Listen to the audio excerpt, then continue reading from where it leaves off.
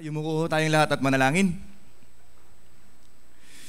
Dakilang Diyos, maraming salamat ho dahil ipinagkaloob po ninyo sa amin itong buong linggo para ho dumulog dito ho sa inyong salita.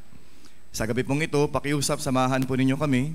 Ibigay ho sana namin yung 100% ng aming pakikinig, ng aming atensyon para maintindihan ho namin yung solusyon sa problema ho namin sa kasalanan at sa huli, makuha ho namin yung kaligtasan, yung buhay na walang hanggan na nais po ninyong ibigay sa bawat isa sa amin. Kaya ingatan po ninyo yung iba na hahabol, sana ho ay wag magbago yung kanilang puso. Mula ho sa umpisa hanggang sa matapos kami ay aasa at magtitiwala lamang sa makapangyarihan po ninyong mga kamay. Ito pong lahat ay aming dalangin sa ngalan ng Panginoong Jesus. Amen.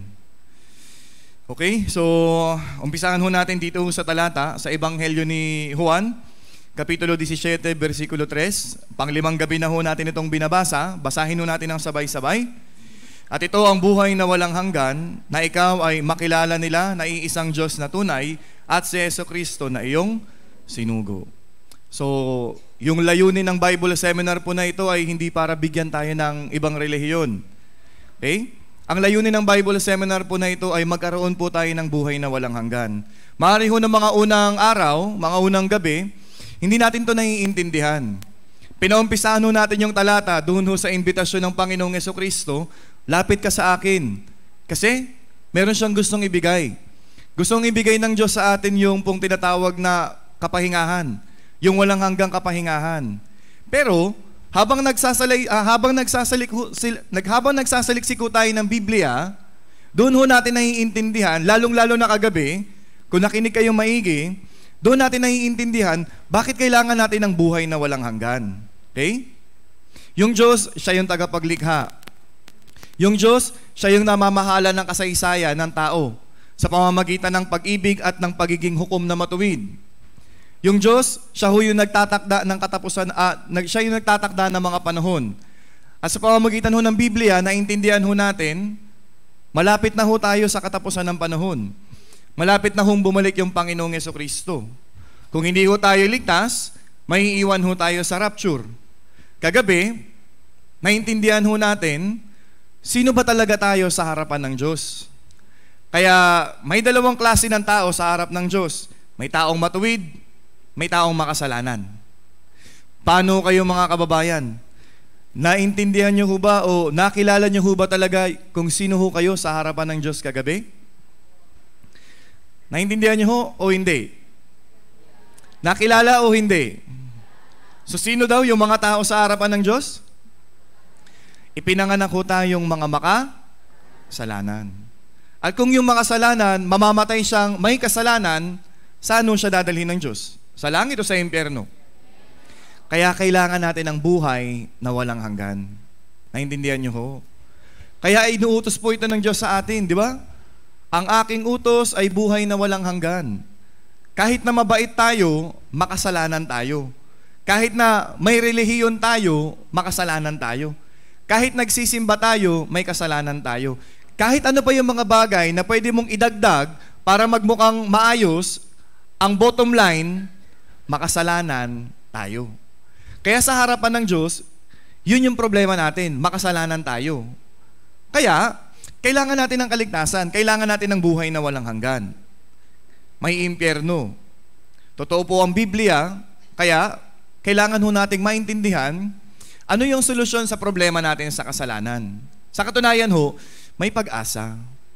Kahit na alam nating marami tayong kasalanan, kahit na konti, pero ang punto, naintindihan nating makasalanan tayo. Dahil makasalanan tayo, dadalhin tayo ng Diyos sa walang hanggang impyerno kung hindi natin maiintindihan ano yung solusyon sa kasalanan.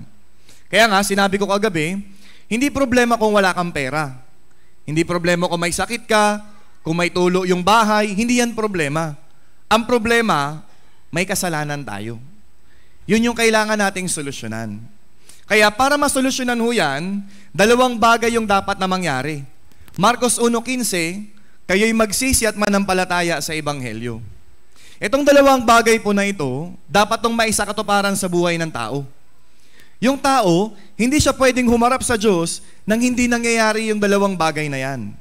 Kaya, kagabi, ang payo sa atin ng Biblia, mahalaga ho yung pagsisisi ng tao. Okay? Kaya sabi dito, sa awit 34:18, ang Panginoon ay malapit sa may pusong wasak at inililigtas ang may bagbag na diwa. Kaya mahalaga ho kagabi, kung nagkaroon tayo ng pusong tapat sa harapan ng salita ng Diyos, habang nakikinig ka, yes, yung puso na yan ay mawawasak. Yung puso na yan ay makakaunawa, ang layo pala ng pananampalataya ko. Yung mga bagay na ginagawa ko pala ay wala naman palang silbi sa harapan ng Diyos. Pupunta pala talaga ako ng impyerno kasi isa akong makasalanan. Kaya ho nawawasak yung puso, nababagbag yung diwa. Pero sa kabilang banda, kung ganun talaga yung nangyari sa puso natin kagabi, ito ho yung magandang nangyari. Ang Panginoon ay malapit sa iyo. Tama mo ba, mali? Kaya nga ho, iniisip ng iba, parang hindi naman totoo yung Biblia na yan. Sabi yung mga tanda, nangyari na. Bakit hindi naman bumabalik si Jesus? Sa katunayan ho, bago pa ho tayo mag-session ng pang-apat na session, pwede na nga bumalik si Jesus eh.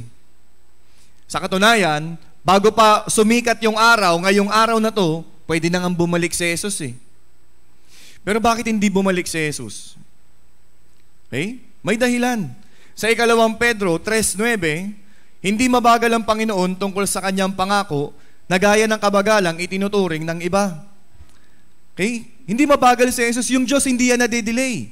Lagi yang eksakto. Pero bakit hindi siya bumalik? Kasi sabi dito, kundi matyaga sa inyo na hindi niya ibig na sino man ay mapahamak, kundi ang lahat ay dumating sa pagsisisi. Yung Diyos, binibigay niya sa atin yung tsansa. Pwede na siyang bumalik. Pag bumalik siya, hindi mo alam yung kaligtasan, may iwan ka. Pero dahil ayaw mangyari ng Diyos, yung bagay na yon, sabi niya, naghihintay yung Diyos. Okay? Hindi nasisiyahan yung Diyos kapag may taong napupunta ng impyerno, hindi siya masaya. Kaya habang buhay pa tayo, may tsansa tayo, anong sabi ng Diyos? Hindi niya gusto mapahamak yung bawat isa, kundi dumating sa pagsisisi. Gusto ho ng Diyos, okay, makapagsisi ho tayo. Kasi kung mangyayari sa buhay natin, yung tunay na pagsisisi, pwede ho tayong tulungan ng Diyos. Uulitin ko ho, yung pagsisisi, hindi ho yan sorry. Okay? Nang hinayang ka lang. Kasi nakagawa ka ng mali. Pero yung tunay na pagsisisi, nangyayari yan sa buhay ng tao kapag naintindihan niyang makasalanan siya, pupunta siya ng impyerno. Kaya ho siya nagmamakaawa sa Diyos. Kaya ho niya hinihingi yung tulong ng Diyos. Kaya ho niya ipinapakiusap yung habag mula sa Diyos. Kaya ang tanong ko sa inyo mga kababayan, bago ho kayo umupo dito, kagabi ho ba hiningi ninyo yung habag ng Diyos? Hiningi ba ninyo sa Diyos, sana po iligtas ninyo ako? Kasi kung hindi ho kayo nakapagsisi, ibig sabihin, yung unang hakbang para maintindihan yung kaligtasan, hindi nyo nagawa. Paano nyo maiintindihan ngayon yung kaligtasan? Okay? Yung iba kasi, ayaw nilang magsisi.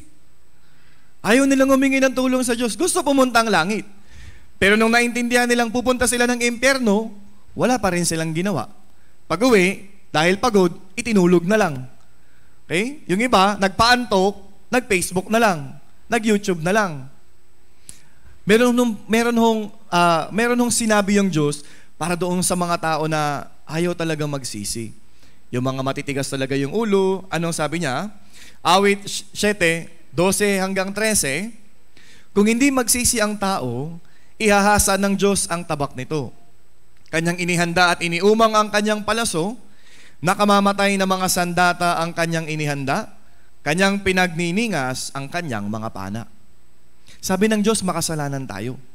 Sabi ng Diyos ay may paghuhukom pagkatapos ng kamatayan. At kung may kasalanan, dadalhin ng Diyos sa walang hanggang impyerno.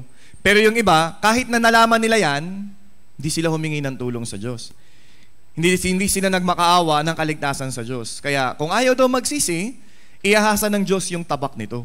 Yung tabak ng Diyos ay ginagamit niya para puksain yung kaluluwa doon sa impyerno. Okay? Sabi ho dyan, okay? Nakamamatay na mga sandata ay kanyang inihanda. Okay? Iniumang yung kanyang pana. Ibig sabihin, yung pana ay nakatutok doon sa mga taong ayaw magsisi. Ngayon, kung bitawan ng Diyos yung pana, tatama at tatama yung palaso. Hindi yun pwedeng pigilan, hindi yun pwedeng iwasan.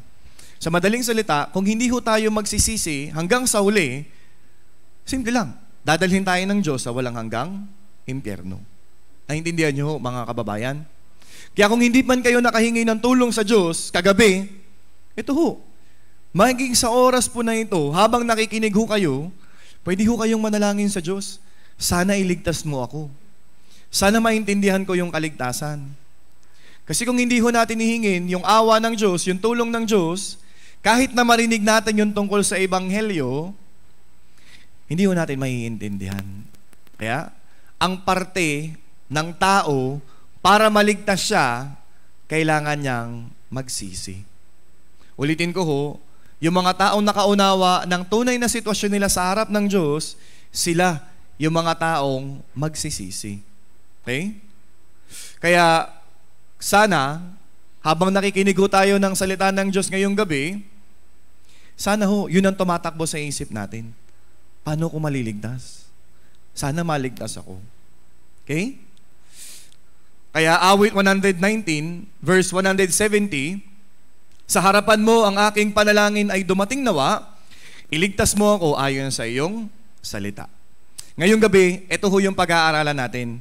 Paano tayo ililigtas ng Diyos sa pamamagitan ng Kanyang salita? Ang parte mo, magsisi ka. Ngayon, dapat mong malaman ano naman yung parte ng Diyos. Ano yung Ebanghelyo? Magsisi at manampalataya sa Ebanghelyo. Walang naliligtas kasi nagsisi. Walang naliligtas kasi alam yung Ebanghelyo. Yang dalawang bagay na yan, package yan. Dapat mangyari yan sa buhay ng tao bago siya humarap sa Diyos. Naintindihan niyo ho, mga kababayan? Kaya, para makapunta ho tayo sa langit, ito ho, simple lang. Sa kulang-kulang 2 oras, ito lang ang pag-uusapan. Sa pagitan natin at saka ng Diyos, marami tayong kasalanan. Tama ho ba? Marami ho kayong kasalanan o wala kayong kasalanan? Yung wala, pwede na kayong umuwi. Pero kung maraming kasalanan, imposible ho na makaabot sa langit. Tama? Pero ito ang tanong, paano kung matanggal yung kasalanan?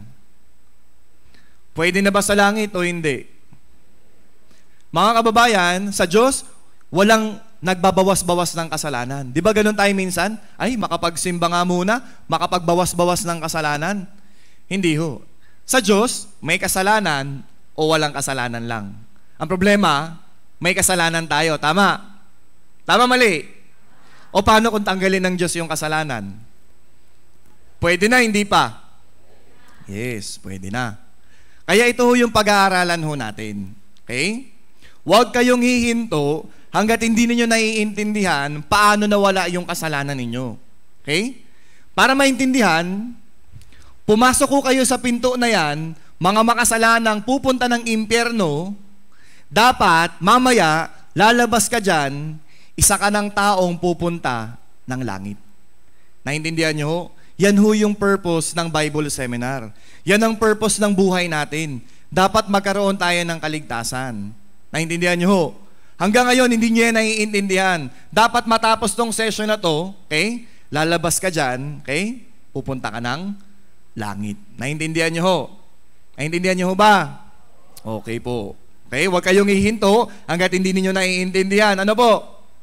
Kaya sabi ng Biblia, awit 66 verse 16, kayo'y magsiparito at inyong dinggin, kayong lahat ng natatakot sa Diyos, at ipapahayag ko kung ano ang kanyang ginawa para sa aking kaluluwa. Session 1 ho, binanggit ko ho sa inyo, may ginawa yung Diyos para sa kaluluwa ho natin. Ang espiritu natin ay patay sa harapan ng Diyos, tama? Pero meron hong ginawa yung Diyos para yung espiritu na yan ay mabuhay. Okay? Kaya, pag-aralan natin, ano ba ang kaligtasan? Ano ho ba ang ibig sabihin ng kaligtasan? Okay? Lucas, chapter 1, verse 77, upang magbigay kaalaman ng kaligtasan sa kanyang bayan sa pamamagitan ng pagpapatawad sa kanilang mga kasalanan. Napakalinaw ho ng binanggit dito. Yung kulay pula, kung babasahin natin, kaligtasan, pagpapatawad sa kanilang mga kasalanan. Kaya iisa-isahin ho natin. Ano ang kaligtasan? kapatawaran ng mga kasalanan. Kaya yung tao, hindi niya pwedeng masabing ligtas siya hanggat hindi niya naiintindihan paano napatawad yung kasalanan niya. Yung iba, madali niyang sabihin, ligtas ho ba kayo? Opo. Paano kayo naligtas? Basta. Hindi ho. Kayo ho, maring sa mga susunod na mga araw, magtatanong yung mga tao sa inyo, ligtas na po ba kayo? O, masasabi mo lang na oo, kapag naintindihan mo, paano napatawad yung kasalanan. Bibigyan ko kayo ng halimbawa. Halimbawa, may utang ko kayo dyan, kila Aling Baby. Okay? 20 ang utang mo. Binayaran ko ng 50 yung utang mo. May utang ka pa, wala na? Meron, wala? Wala. O, paano mo nasabi? Simple lang. Binayaran mo eh. Tama ho. Ibig sabihin, wala ka ng utang. Ganun din ho sa kaligtasan. Masasabi mo na ligtas ka na kapag nalaman mo paano napatawad yung kasalanan mo. Pero hanggang ngayon, hindi nyo pa yan naiintindihan. Kaya, makikinig ho tayo ng maigi. Paano mapapatawad yung kasalanan? Ulitin po natin, yung Diyos, meron siyang dalawang katangian. Siya ay hukom, siya ay pag-ibig. Hindi ho yan naghihiwalay. Okay? Dahil ho sa kasalanan, yung pagiging hukom ng Diyos, meron ho siyang batas. Ang kabayaran ng kasalanan ay kamatayan, kaya meron hong paghuhukom. Kung mamamatay tayo na meron tayong kasalanan, 100% dadalhin tayo ng Diyos sa impyerno. Pero dahil ang Diyos din ay pag-ibig, kung may kasalanan, yung Diyos, nagbibigay ho siya ng tinatawag na kapatawaran. Kaya kung mapapatawad yung kasalanan, langit, impyerno? Langit po. So pag-aaralan natin yan, yung dalawang bagay ho na yan, okay? Doon sa lumang tipan, yung Diyos, nagpatupad ho yung Diyos ng isang batas na tinatawag ho na yung handog pang kasalanan. Ang batas ng Diyos, ang kabayaran ng kasalanan ay kamatayan. Kaya doon ho sa mga Hudyo, kung meron ho silang kasalanan, syempre, hahatulan ho sila ng Diyos. Okay? Mamamatay ho sila.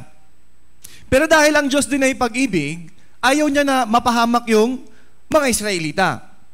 Kaya anong ginawa niya? Nag-agree ho yung Diyos, sige, sa halip na kayo ang papatayin ko, hahayaan ko kayong mag-alay ng handog pangkasalanan ninyo. Paano ho nangyayari yung handog pangkasalanan? Meron nung isang makasalanan. Yung isang makasalanan, maghahanda ho siya ng kanyang handog pangkasalanan.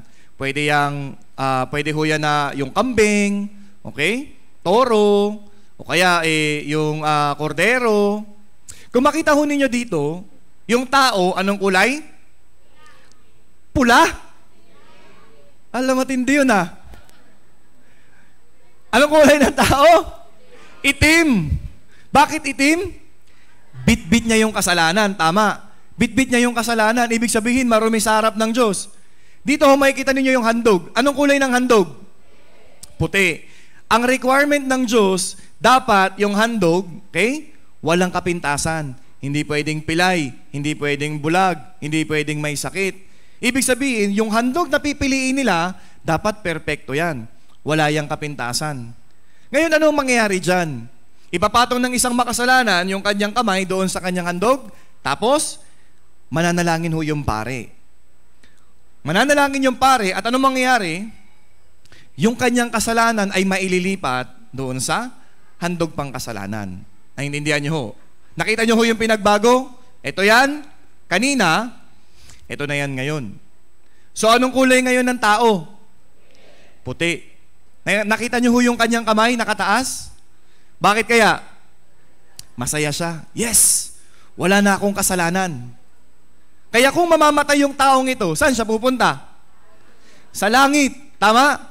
Kanino ngayon napunta yung kanyang kasalanan? Sa handog.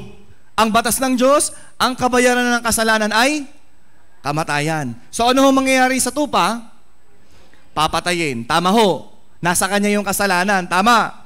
Pag namatay yung tupa, saan pupunta yung tupa? Sa langit, sa impyerno? Sa lupa? Wala. Wala siyang pupuntahan. Bakit? Wala siyang Espiritu. Yung Diyos matalino. Alam niya, walang mangyayari doon sa kung sino mang magbabayad ng kasalanan ng tao. Naintindihan niyo ho? O, para mas maintindihan, tignan niyo ho itong maiksing video clip po na ito.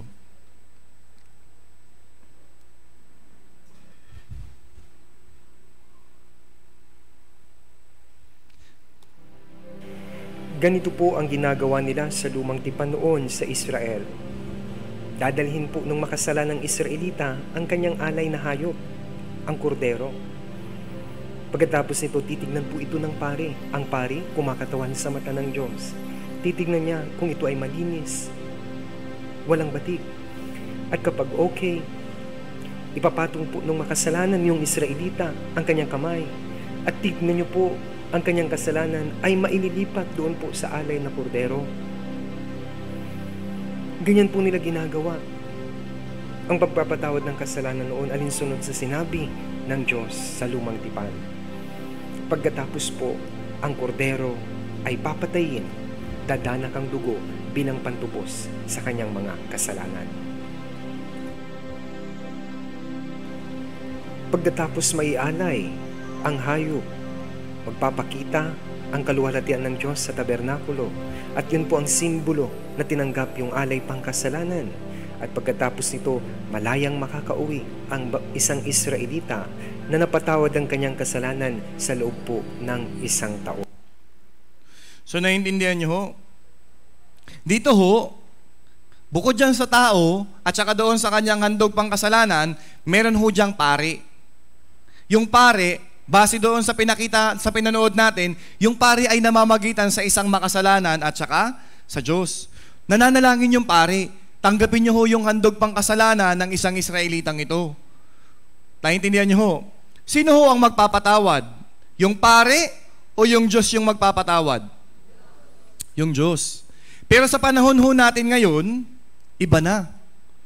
Yung pari yung nagpapatawad. Father, nakagawa ako ng kasalanan. Ganito ho, ganyan. Ano sasabihin ng pare? Sige, manalangin ka ng 10 ganito. Tapos napatawad na yung kasalanan. Kailangan malinaw ito sa atin. Tanungin ko kayo mga kababayan, yung pare, makasalanan siya, hindi? Makasalanan siya. Kung makasalanan siya, meron siyang kakayahan magpatawad ng kasalanan o wala? Wala po. Kasi makasalanan din siya. Naiintindihan niyo ho? Pero ngayon sa panahon natin ay naiba na. Okay? Father, nakagawa ako ng kasalanan. Ilang buwan na ho, mula nung huling kumpisal. Kaya sinasabi ng pare, sige, humayo ka na iho, napatawad yung kasalanan mo. Hindi ho. Yung pare mismo, makasalanan siya. Wala siyang kakayahan para magpatawad siya ng kasalanan. Naintindihan niyo ho? Ngayon, maaari kayong magtanong, parang imposible naman ata na mangyari yung ganong bagay. Ipapatong lang yung kamay, tapos maililipat na. Sa tao ho, imposible yun pag pinag-isipan natin. Pero yung Diyos ho kasi yung nagsabi. Kung ano yung sinabi ng Diyos, yun ay mangyayari. Taon-taon, ginagawa ho ito ng mga Libita, ng mga Israelita. Okay? Kaya sa isang araw, sa isang taon, yung mga Israelita, nagtitipon ho sila. Kaya ho sa kanila, meron nung araw ng pagtubos. Okay? So ito yung mga Israelita, maghahanda ko sila ng isang handog nila na kordero, and then, yung punong pari, mananalangin po para yung kanilang kasalanan ay mailipat doon ho sa kanilang alay na handog. Yung mga Israelita ay magiging malinis sa kasalanan nila, yung tupa dahil nasa kanya yung kasalanan, ang kabayaran ng kasalanan ay kamatayan, kaya mamamatay ho yung tupa. Okay? Yung tupa, yung kordero, okay? Yung alay na pangkasalanan ho nila ay papatayin. Kaya sabi sa batas ng Diyos, Levitico 16:30, sapagkat sa araw na ito, ang pari ay gagawa ng pagtubos sa inyo upang linisin kayo sa lahat ng inyong mga kasalanan. Kayo ay magiging malinis sa harap ng Panginoon. Sabi ho dito, linisin kayo sa lahat. Ibig sabihin ho, pag sinabing lahat, may matitira o wala? Wala po. Kaya ulitin ko ho, walang nagbabawas-bawas ng kasalanan. Wala. Meron o wala. Pero kapag ginawa daw nila yung pag-aalay, lilinisin sila sa lahat ng kanilang kasalanan. Ngayon, baka may magtanong, bakit ganun? Bakit kailangan pa ng kordero? Bakit hindi na lang pakwan? Bakit hindi na lang kangkong? Bakit ang gusto ng Diyos, kordero? Dahil yun ho yung batas ng Diyos. Okay? Hebreo 9:22, sabi ho dito, 17:11, Levitico 17:11, sapagkat ang buhay ng laman ay nasa dugo. At aking ibinigay sa inyo sa ibabaw ng dambana upang ipantubos sa inyong mga kaluluwa, sapagkat ang dugo'y siyang tumutubos dahil sa buhay. Para ho may paliwanag ho itong talata po na ito, ang batas ng Diyos, ang kabayaran ng kasalanan ay kamatayan. Ibig sabihin, para mapatunayan ng Diyos na mayroon talagang namatay, sa halip na yung isang makasalanan, kailangan ho may makita siyang dugo. Naintindihan niyo ho? Kasi kapag may dumanak na dugo, halimbawa sa kalye, may aksidente, nakita ninyo marami yung dugo sa kalsada, iisipin natin, mayroong namatay. Ay, may namatay dyan, ang daming dugo. Dahil yung dugo, sabi, tumutubos dahil sa buhay. Kung makikita ng Diyos yung dugo na inialay nila, alam ng Diyos, may namatay na sa halip na siya. Kaya matutubos siya ng Diyos. Kaya ang batas ng Diyos, sa Hebreo 9:22, sa katunayan, sa ilalim ng kautusan, halos lahat ng mga bagay ay nililinis ng dugo. At kung walang pagdanak ng dugo, ay walang kapatawaran ng mga kasalanan. Ito ho yung batas ng Diyos. Okay? Tandaan nyo ho, kung walang pagdanak ng dugo, walang kapatawaran ng kasalanan. Kung ganun, para mapatawad yung kasalanan, ano ho ang kailangan? Ano ang kailangan? Kape? Kayo ho, kailangan nyo bang kape? Parang medyo bagsak ho kayo. Ituloy na ba natin yung Zumba ngayon? Opo. Para mapatawad yung kasalanan, anong kailangan? Dugo. Kaya nga, tingnan nyo ho, kung babalikan ho natin, ano ang ibig sabihin ng kaligtasan? Kapatawaran ng mga kasalanan. Para mapatawad yung kasalanan, anong kailangan? Yes. Sa pamamagitan ng pagdanak ng dugo, mapapatawad yung kanilang kasalanan. Kaya yung dugo ho na yan, binibit-bit ho yan ng punong pare. Yung punong pare, pumapasok ho siya dito sa dakong kabanal-banalan, dito ho. Pagpasok niya ho dyan, yan ho yung nangyayari. Wiwiniwisik yung dugo dyan, kaya nakikita ng Diyos, may dugo na dumanak. Ibig sabihin, yung mga kasalanan ng mga Israelita ay bayad na. Yan ho ang batas ng Diyos. Kailangan ng Diyos ng pagdanak ng dugo. Naintindihan niyo ho? Ngayon, paano ngayon sa panahon natin? Ang dami nating kasalanan. Paano ngayon mababayaran yung kasalanan? Ang batas ng Diyos, kailangan niya ng dugo. So, anong gagawin ho natin? Kahit na gustuhin nating mag-alay, hindi ho pwede. Okay? Kasi, wala ho tayo ng ganyan. Okay? Wala ho tayong pagwiwisikan ng dugo. Kaya nga, sa Hebreo 10:1, yamang ang kautusan ay anino lamang ng mabubuting bagay na darating at hindi ang tunay na larawan ng mga bagay na ito. Kailanman ay hindi nito mapapasakdal ang mga lumalapit sa pamamagitan ng gayon ding mga alay na laging inihahandog taon-taon.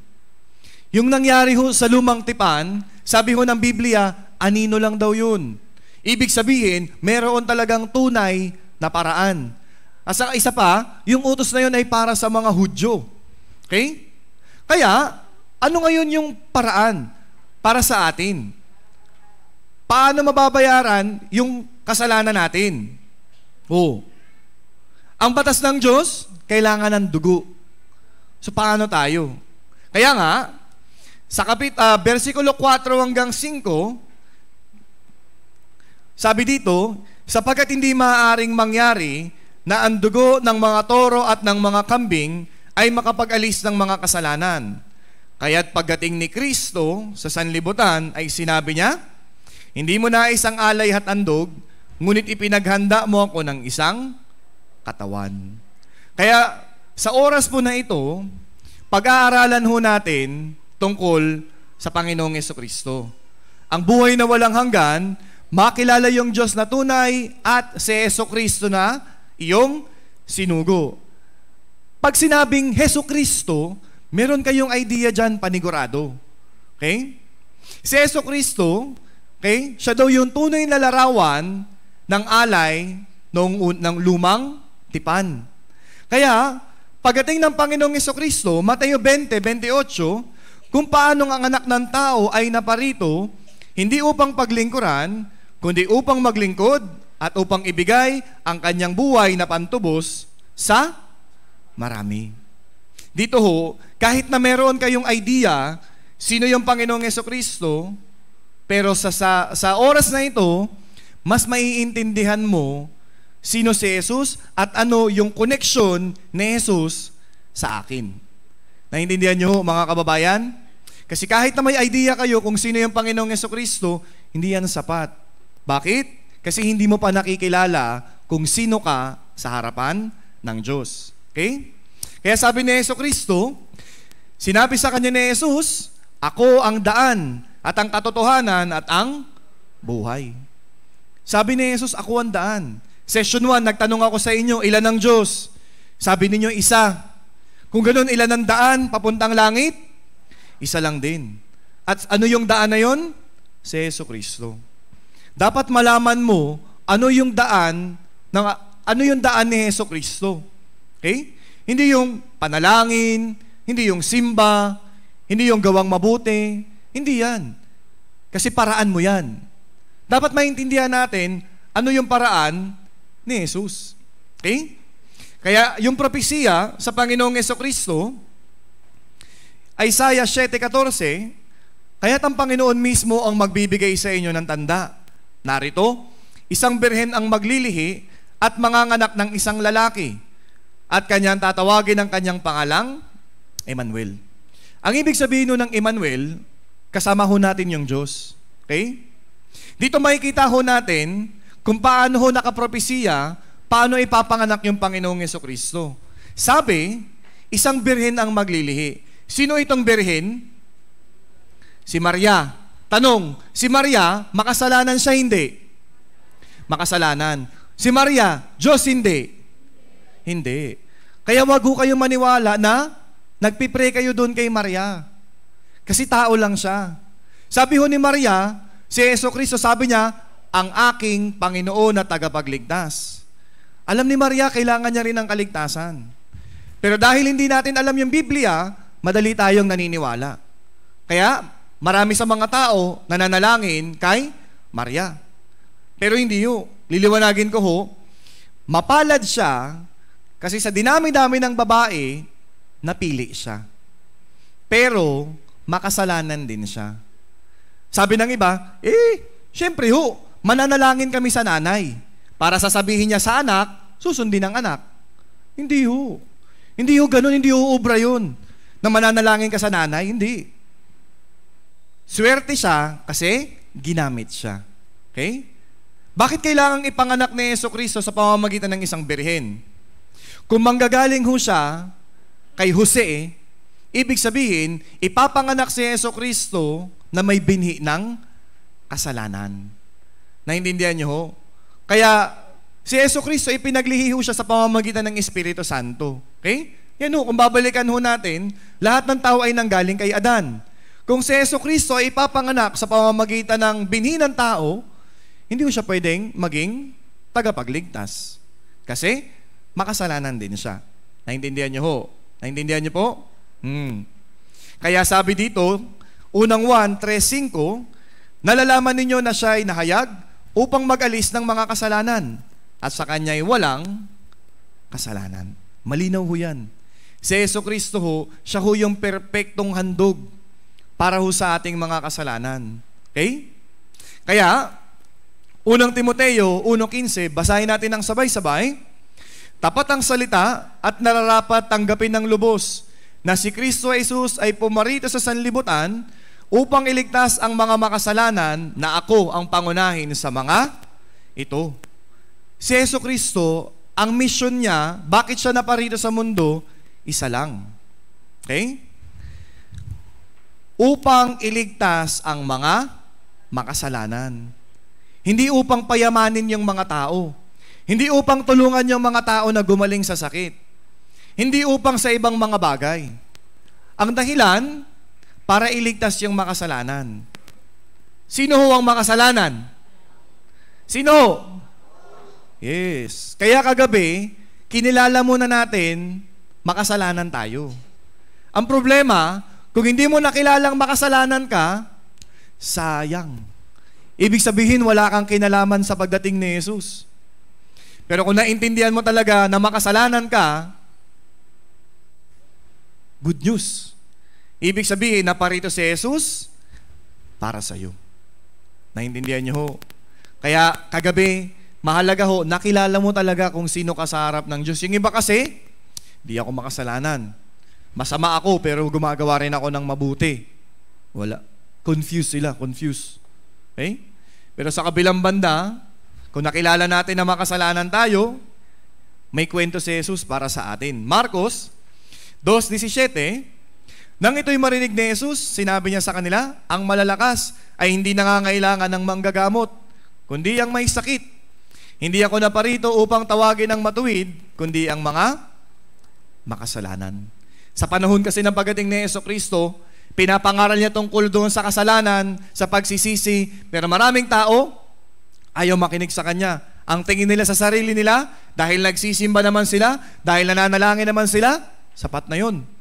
Hindi ako makasalanan, nagpipray ako, nag-church ako, tumutulong ako sa ibang mga tao, hindi ako makasalanan. Kaya sinabi ni Jesus, hindi ako naparito para sa inyo. Okay? Sa panahon ni Jesucristo, sino ang madalas kasama ni Jesus? Yun ho. Yung mga magnanakaw, yung mga mangingikil, okay? Yung mga nagbebenta ng aliw, kasi alam nilang makasalanan sila. Kaya, lumalapit ho sila kay Jesus. Okay? Kaya, nung nakita ho ni Juan na taga-bautismo, yung Panginoong Jesucristo, ito ho yung sinabi niya. Juan 1:29, basahin din natin. Kinabukasan, nakita ni Juan si Jesus na lumalapit sa kanya at kanyang sinabi, narito ang kordero ng Diyos na nag-aalis ng kasalanan ng sanlibutan. Ito ho, sa simbahan, inaawit ito, di ba? Kordero ng Diyos na nag-aalis ng mga kasalanan ng sanlibutan. Anong ibig sabihin nun? Basta. Hindi mo alam. Pero inawit mo yan, mahabang panahon na. Para nung nakaraan linggo lang, kinanta mo ata yan eh. Pero hindi mo yan naiintindihan. Ngayon, maiintindihan mo, bakit si Jesucristo tinatawag siyang kordero ng Diyos? Sa lumang tipan, kung babalikan natin, para maalis yung kasalanan ng mga Hudyo, nag-aalay sila ng kanilang kordero. Ang tawag sa kordero na yon, kordero ng mga Hudyo. Ang inaalis ng kasalanan nun, kasalanan ng mga Hudyo. Pero pagdating ng Panginoong Jesucristo, siya yung perpektong handog ng Diyos. Okay? Yung kordero, dapat walang pilay, walang batik, okay? Hindi bulag, dapat perpekto. Yun yung Panginoong Jesucristo. Perpekto. Wala siyang kasalanan, wala siyang kapintasan. Si Jesucristo, siya yung kordero ng Diyos. At yung mga kasalanan na kayang alisin ng Panginoong Jesucristo, kasalanan ng sanlibutan. Okay? Para maintindihan, yan na ho yan. Dati ho, punong pari yung namamagitan. Pero ngayon, yung Diyos. Okay? Dati, yung mga Hudyo. Kasalanan ng mga Hudyo yung inaalis. Pero ngayon, kasalanan ng sanlibutan. Ang ibig sabihin ng kasalanan ng sanlibutan, mula sa kasalanan ni Adan, hanggang sa pinakahuling-huling taong ipapanganak. Tayo ho, mga taga-Olonga po, maliit na parte lang tayo ng kasaysayan. Ibig sabihin, yung kasalanan mo, kasama ba sa kasalanan ng sanlibutan o hindi? Kasama hindi? Kasama. Kasi taga dito ka, sa mundo. Okay? Ako yung kasalanan ko, kasama dyan. Yung kasalanan ninyo, kasama dyan. Okay? Dati, kordero ng Israel. Ngayon, si Jesus, siya yung kordero ng Diyos. Ano nangyari? Ipinasan sa kanya ng Panginoon yung lahat ng ating mga kasalanan. Kaya, alam na natin, di ba? Alam nangyari kay Jesucristo dito sa lupa? Ipinako siya sa krus. Okay? Pero hindi mo pa yan maiintindihan. Pero ngayon, dahil nalaman mong makasalanan ka, ngayon mo mas marirealize, ma-appreciate, bakit namatay si Jesus doon sa krus. Okay? Sabi dyan, ipinasan sa kanya ng Panginoon ang lahat nating kasamaan. Lahat. Ibig sabihin ho, may natira sa kasalanan ninyo o wala? Meron o wala? Yes. Di ba? Ngayon, naiintindihan na natin, mas nagiging malinaw sa atin. Hanggat hindi mo alam na makasalanan ka, hindi mo alam sino si Jesus. Pag may nakita kang krus, ganun ka lang. Pero hindi mo yun alam. Yung iba, pag tinanong, bakit ho kayo nagaganyan? Agimat yan, para di ka mabati. Iwas yan sa disgrasya. Pero di nila alam. Alam lang nila si Jesus namatayan. Pero di nila alam bakit namatay, para kanino namatay. Ngayon, mas maiintindihan mo. Makasalanan ka, hindi. Bakit namatay ngayon si Jesus? Para kanino? Yes, para sa'yo. Ipinasan sa kanya ng Panginoon yung kasalanan ng sanlibutan. Okay? Kaya alam na ho natin ito. Alam natin na namatay yung Panginoong Jesucristo, nagdanak siya ng dugo. Pero bago siya nagdanak ng dugo, marami ho siyang dinanas. Okay? Para lang maubos yung dugo sa katawan ni Jesus. Naranasan nyo na hong masinturon? Sino yung hindi pa? Pararanasin natin. Pag nakagupit ka ng sinturon, mamumula lang yan. Yung iba nangangati. Pero si Jesus, bago siya ipako sa krus, sinapak, sinampal, dinuraan, and then, hinagupit. Hindi siya sininturon. Hinagupit ho yung Panginoong Jesucristo. Ito ho yung mga gamit na panghagupit kay Jesus. Okay? Sa dulo ho niyan, may mga matatalim na mga metal, may mga matatalim na mga buto. Kaya kapag yan, lumapat sa balat, hindi ho nangangati. Hindi ho namumula. Napupunit. Kapag napunit ang balat, anong lumalabas? Dugo. Bakit kailangan ng dugo? Para saan yung dugo? Kapatawaran ng mga kasalanan. Kaya dito ho, sa Isaiah 53, verse 5, sabi, ngunit siya'y nasugatan dahil sa ating mga pagsuway. Sino ba ang gumagawa ng pagsuway? Si Jesus? O ikaw? Yes, tayo. Pero, kinuha ni Jesus yung parusa. Siya'y binugbog dahil sa ating mga kasamaan. May kasamaan ba si Jesus? Wala. Pero, siya na lang yung binugbog. Ipinataw sa kanya ang parusa para sa ating kapayapaan. Sino ba yung walang kapayapaan sa isip? Si Jesus o tayo? Marami kang iniisip, di ba? Dami mong problema. Tulog ka na lang, naaalimpungatan ka kasi minumulto ka ng problema. Pero, kinuha ni Jesus para magkaroon tayo ng kapayapaan. At sa pamamagitan ng kanyang mga latay ay gumaling tayo. Sino ba ang may sakit ng kasalanan? Tayo. Pero, dumating yung doktor, siya si Jesus. Pinagaling niya ho tayo. Okay? At sabi dito, verse 6, tayong lahat ay gaya ng mga tupang naligaw. Bawat isa sa atin ay lumihis sa kanyang sariling daan at ipinasan sa kanya ng Panginoon ang lahat nating kasamaan. Ito ho yung mahalaga. Dapat maintindihan po natin ito. Lahat ng mga kasalanan ho natin, ipinasan ng Diyos kay Jesucristo. Kaya may idea tayo. Okay? Alam natin kung ano yung nangyari sa Panginoong Jesucristo. Kinoronahan siya ng koronang tinik kasi marami tayong kasalanang iniisip. Yung kaliwa at kanang kamay ay pinako kasi marami tayong kasalanang ginagawa sa ating mga kamay. Kaliwang paa, kanang paa pinako kasi mas mabilis tayong pumunta sa lugar kung saan gagawa tayo ng kasalanan kaysa sa lugar kung saan makikinig ka ng salita ng Diyos. And then sinibat sa tagiliran si Jesus at yung sibat ay umabot sa kanyang puso. Bakit? Ang puso natin ay mandaraya. Ang puso natin ay nag-uumapaw sa kasalanan. Ito ho yung paraan.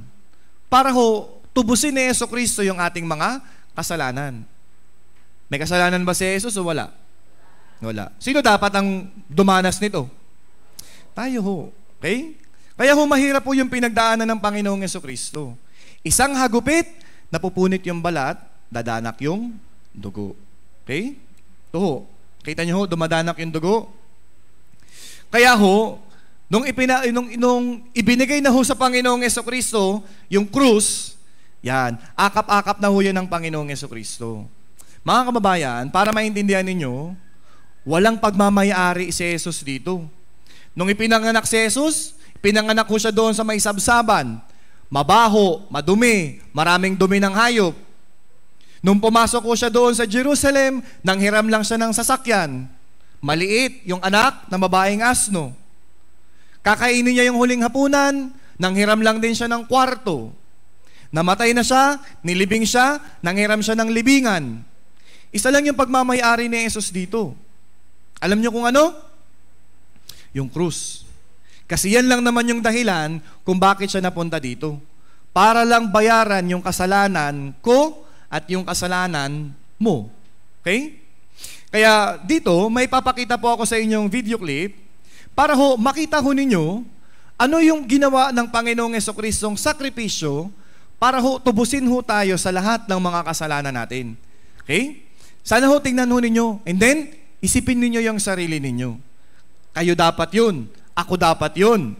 Pero ganun pa man, kinuha ng Panginoong Jesucristo yung pangaparusa. Tingnan nun natin itong video clip.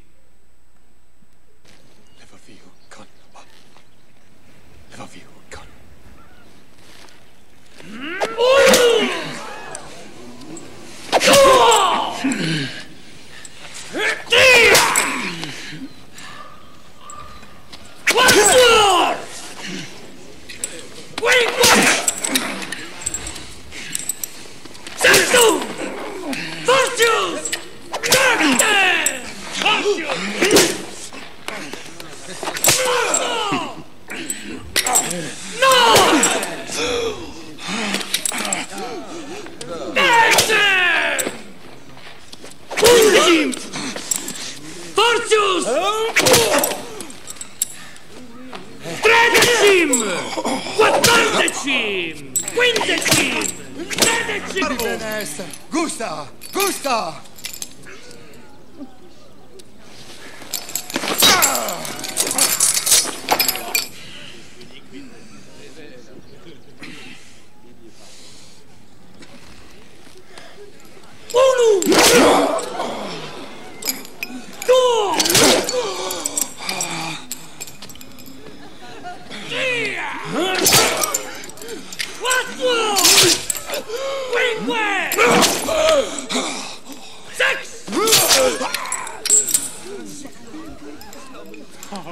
Sanctum! Non fortius!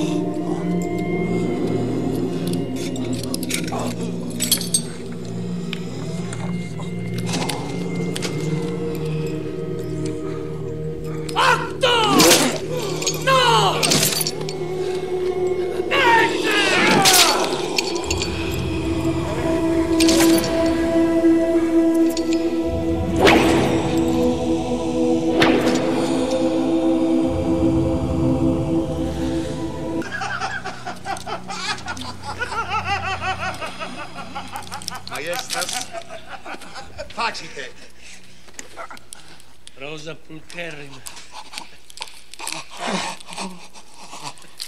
Aspicite illum, regem vermum.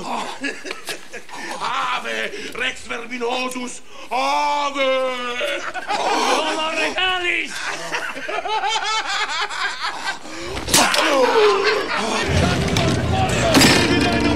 Levecula, leveteca. Retro componimento.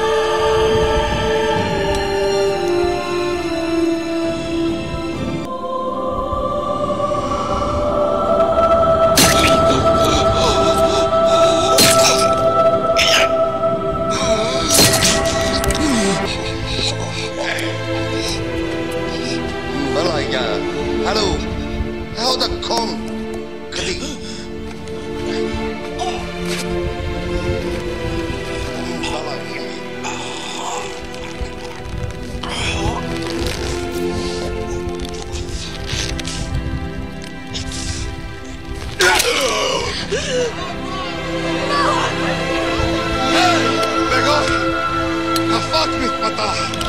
Kali! Bakit mata?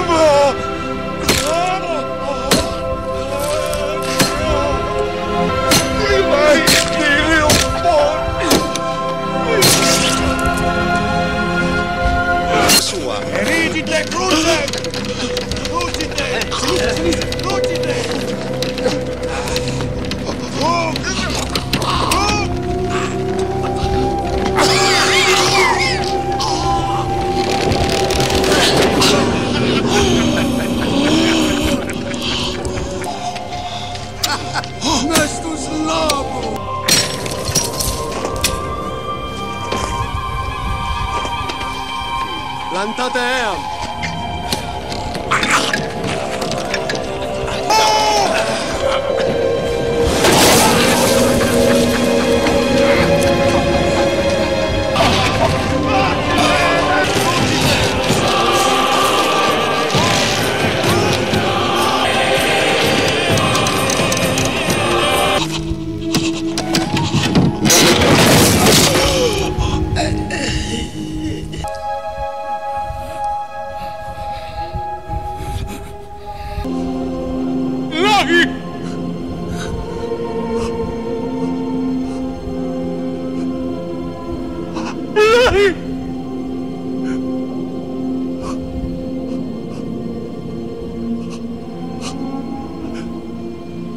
Samantani.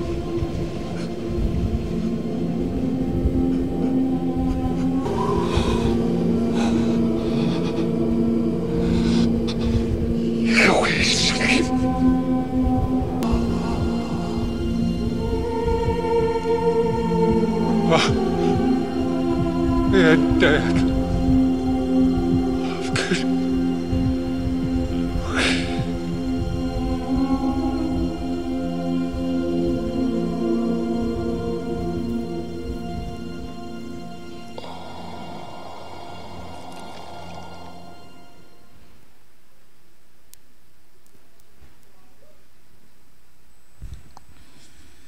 Nakita niyo ho, mga kababayan?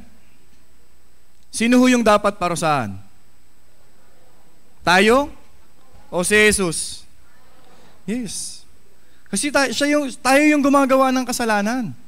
Siya wala siyang kasalanan. Alam niyo ho, mahirap po yung dinanas ng Panginoong Jesucristo. Mabigat ho yung krus, punit na yung dito, yung balikat, marami ng sugat.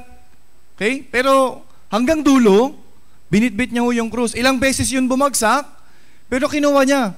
Kasi kailangan niyang makarating doon sa dulo. Kasi yun yung paraan para may sakatuparan ho yung pagpapatawad sa mga kasalanan. Kaya, bago ho namatay yung Panginoong Jesucristo, may isang pangako na binitawan yung Panginoon para sa akin at para ho sa iyo. Ano yung pangako na yun? Ebanghelyo ni Juan, 19, versikulo 30, basahin ho natin. Nang matanggap ni Jesus ang suka, ay sinabi niya, natupad na, at itinungo ang kanyang ulo, at siya ay namatay. Ito ho, napakagandang pangako. Okay? Ano yung dahilan? Bakit dumating si Jesus dito sa lupa? Ano yung misyon ni Jesus? Para iligtas yung mga makasalanan, para patawarin yung mga kasalanan. Tama. Kaya ho, bago siya nalagutan ng hininga, sinabi niya, natupad na. Ang ibig sabihin nito, huwag ka nang mag-alala. Bayad na yung iyong mga kasalanan. Balikan natin sa session 1, si Elmo. Kung si Elmo nakatayo sa krus ni Jesucristo at tatanungin ni Elmo, Panginoon, bakit mo yan ginawa? Anong sasabihin ng Panginoon? Para ito sa iyo, Elmo. Bakit o Panginoon? Dahil minamahal kita, Elmo. yung ibig sabihin na natupad na, huwag ka nang mag-alala, Elmo. Nabayaran ko na lahat ng kasalanan mo. Naintindihan niyo ho? Naintindihan niyo ho? Kung ganun si Elmo, may kasalanan pa, wala na. Kung mamatay si Elmo ngayong gabi, saan siya pupunta? Yes ho. Naintindihan niyo ho? Kasi kung ang paraan ng kaligtasan ay pagsisimba, sana hindi na nagpahirapan si Jesus. Nagpatayo na lang sana siya ng simbahan, tapos, hala, sige, magsisisamba kayo dyan. Sabi naman ng iba, naligtas po ako, paano ho? Nabautismo ano ako? Kung ilulublob lang naman pala tayong mga tao, edi sana hindi na ho nagkagutay-gutay yung katawan ni Kristo. Tama mo ba? Kung sa pamamagitan na ng mabuting gawa, charity service, tumulong sa mga kapwa, magpatayo tayo ng mga gusali dyan, ng mga ospital dyan, ng mga eskwelahan dyan, sana nagpamudbud na lang si Jesus ng milyon-milyon. Pero hindi ho yun yung paraan eh. Para mapatawad yung kasalanan, ano ho yung batas ng Diyos? Kailangan ng dugo. Nakita niyo ba may dumanak na dugo? Ubos yung dugo. Okay? Nung sinibat yung tagiliran ng Panginoong Hesus, hindi na ho dugo yung lumabas, tubig na. Ibig sabihin, hindi na kaya, wala nang dugo sa katawan. Tubig yung lumabas. Okay? Kaya, yung Diyos, siya o ay hustisya. Pero siya rin ay pag-ibig. Dahil hustisya, may batas. Ang kabayaran ng kasalanan ay kamatayan. Pero dahil siya ay pag-ibig, meron din hong biyaya. Kung walang pagdanak ng dugo, walang kapatawaran ng kasalanan. Yang dalawang bagay na yan, nangyari yan. Ang kabayaran ng kasalanan ay kamatayan. May namatay ho ba? Wala. Sino?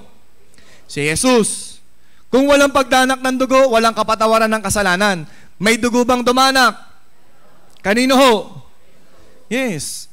Kaya yung dalawang bagay na yan, nangyari ho yan doon sa krus. Kaya maiintindihan nyo ho, ano yung pag-ibig ng Diyos. Kahit po buong buhay natin, lumayo tayo sa Diyos, nabuhay tayo sa kasalanan, pero bago pa tayo ipinanganak, 2,000 years ago, namatay si Jesus para sa akin, para sa iyo. Okay? Kahit na wala kang ibang ginawa sa buhay mo, puro kalokohan, okay? Puro kasalanan, hindi yun inisip ni Jesus. Hindi tinignan ni Jesus yung kasalanan, ang tinignan ni Jesus yung spirito na nangangailangan ng kaligtasan. Kaya sa Ebanghelyo ni Juan 3:16, sapagkat gayon na lamang ang pag-ibig ng Diyos sa sanlibutan, na ibinigay niya ang kanyang tanging anak, upang ang sino man sa kanya'y sumampalataya, ay huwag mapahamak, kundi magkaroon ng buhay na walang hanggan. Ang utos ng Diyos ay buhay na walang hanggan. Para magkaroon ka ng buhay na walang hanggan, namatay si Jesus para tubusin yung mga kasalanan mo. Okay? Ang dami yung talata na nagpapaliwanag, namatay si Jesus para tubusin yung kasalanan natin. Sa pamamagitan ng pagdanak ng dugo ni Jesucristo, napatawad yung kasalanan natin. Isa pa, Efeso 1:7, basahin natin. Sa Kanya'y meron tayong katubusan sa pamamagitan ng Kanyang dugo, nakapatawaran ng ating mga kasalanan ayon sa mga kayamanan ng Kanyang biyaya. Sa Kanya, ibig sabihin kay Jesucristo, meron tayong katubusan. Sa pamamagitan ng dugo ng Panginoong Jesucristo, pinatawad yung ating mga kasalanan. Naintindihan niyo ho? Tanong, may kasalanan pa kayo? Wala na? Meron, wala? Yung totoo? Wala na? Sigurado? Kung mamamatay ho kayo ngayong gabi, saan kayo pupunta ngayon? Langit? Sigurado? Minsan kasi langit po, tas pag sinabing sigurado, yung sagot, ngingiwi-ngiwi na lang eh. Dapat to sigurado. Yung totoo, pag namatay kayo ngayong gabi, langit, impyerno? Yes, bakit? Kasi wala na kayong kasalanan. Sa pagitan natin at saka ng Diyos, ang problema kasalanan. Pero yung mga kasalanan, hindi binawasan ni Jesus. Kinuha ni Jesus lahat. Naintindihan niyo ho? Kaya kung mamatay kayo ngayong gabi, sa langit, sa impyerno. O, halimbawa, sasabihin ko sa isang magdadrive, brother, sige, bangga mo na. Ano ang lugar? Yung mga madilim, sa papuntang bayan? Tama ba? Yung pasigsag tas madilim? O limbawa, sinabi, brother, sige na, diretso mo na. O, paano yun nangyari? Namatay kayo. Langit, impyerno? Langit. So, takot na ba kayo mamatay? Takot, hindi. Yes, hindi na. Kung naiintindihan mo to, wala ka nang iniisip. Actually, yung kamatayan, yun na lang yung iniintay natin. Kasi pag namatay ka, wala ka nang iniisip na matrikula, wala nang kuryente, wala nang tubig. Tama, mali? Kaya sabi ni Jesus, bibigyan kita ng kapahingahan. Sa langit, wala na hong problema. Naiintindihan niyo ho? Ang problema, hindi ka namatay ngayong gabi. Bukas ka pa namatay. Ang problema, bago ka namatay, nakapagmura ka pa. Halimbawa, tumatawid ka. Tapos, nakita mo may pasasakyan na mabilis. Tapos nabanggit mo yung pangalan, ay, Sus Mariose! Bang! Patay. Nagkasala ka, hindi. Nagkasala, hindi. Yung pag sinabing, Sus Mariose, kasalanan, hindi. Eh, paano yun? Nakagawa kang kasalanan, tapos namatay ka. Langit, impyerno. Talaga? Kahit nakagawa ng kasalanan? Talaga? Yung iba, matawa-tawa na lang eh. Matawa-tawa na lang din na sumagot. Paano yun kung nakagawa tayo ng kasalanan? O sige, medyo bigatan natin. Kasi Sos Mariosep mabigat na nga yun eh. Halimbawa na lang, sa halip na pupunta ng simbahan, pumunta ka doon sa iba. O sabi ng Biblia, walang ibang Diyos. Yung ibang mga bagay na uunahin natin kaysa sa Diyos, yun yung Diyos mo. O linggo, sa halip na pumunta ka ng simbahan, sa iba ka napunta. Tapos, namatay ka. Langit, impyerno. Talaga? Talaga? Hatiin natin ha. Panay langit kaya. Sino yung langit? Taas yung kamay. Yung iba, langit kayo. Langit na rin ako. Huwag kayong nang dudugas. O yung impyerno. Pag nakagawa ako ng kasalanan, sa impyerno talaga ako. Wala? Ba't wala? Kahit mabigat yung kasalanan? Sige. Bibigatan natin talaga. Sinadya mo talaga yung kasalanan. Langit pa din? Sinadya mo? Sino dito yung langit pa rin? Sinadya mo na yung kasalanan, ang ginawa mo talaga. Wala na. Konti na. Yung iba, yung impyerno. Saan yung iba? Sa purgatorio kayo? Wala akong purgatorio.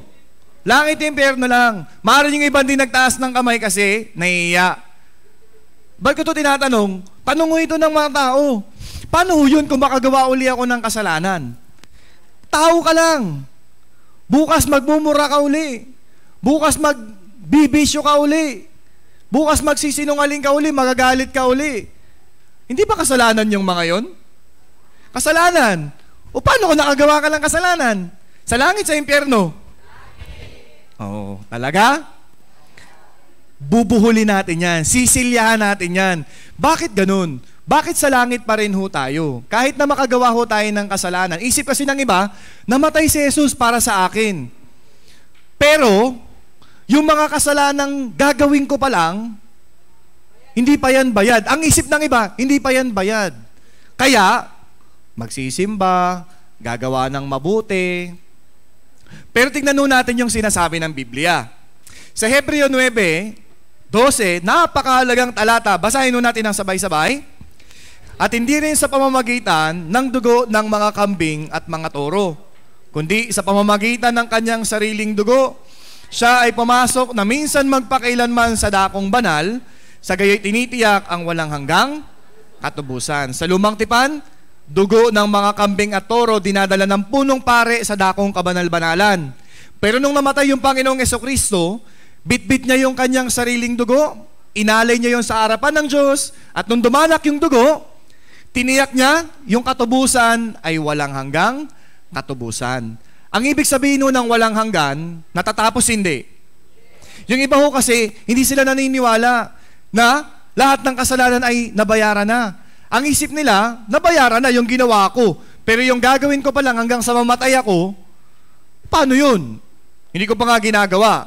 Kaya, sinagot yan ng Biblia. Tingnan mo yung screen. Lalabas ka dyan.